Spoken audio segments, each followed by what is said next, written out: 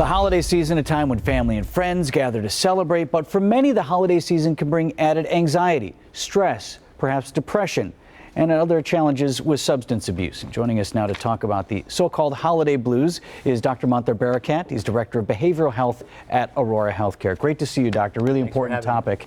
Let's talk about defining the holiday blues. So this is a real thing. It's not just sort of something that people talk about. It's a real thing. Right. I mean, when you think about holiday blues, what we're thinking about are circumstances or situations that are producing the symptoms. Oftentimes during a holiday, there's pressures. There's pressures to purchase gifts. There's pressures to be around family. And for some people who struggle with some anxiety, that might be difficult for them. No, absolutely. If anxiety is an issue for you, you're talking about being around people, having to interact with people, maybe uncomfortable conversations. All those things can play into some of the other things that you talked about. Right.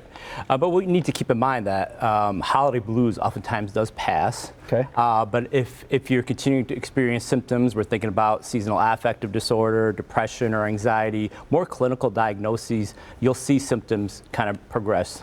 Let's talk about some of the warning signs when we're talking holiday blues. What are the things that people should watch out for, cues they can take?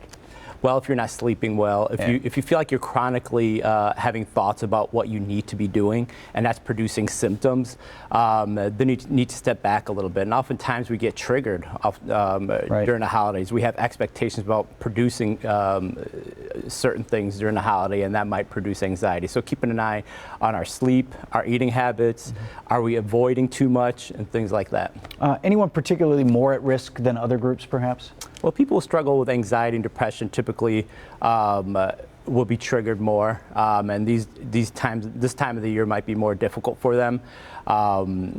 People who lack family connection might also experience some symptoms. They see other people engaging with family members, and they might feel like they're alone. They might have that sense of loneliness. You mentioned seasonal affective disorder. What's the difference between these two things?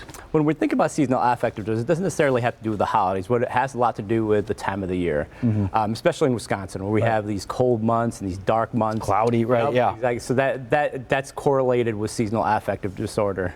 So it's very much related to the time of the year and rather than the holidays. Any things that we can do on the front end, all of us, to be a little bit more in tune with our mental health as we come into the holiday season? Pay attention to it. Pay attention to your symptoms and take care of your mental health as you would do your physical health. Be engaged in mindful activities.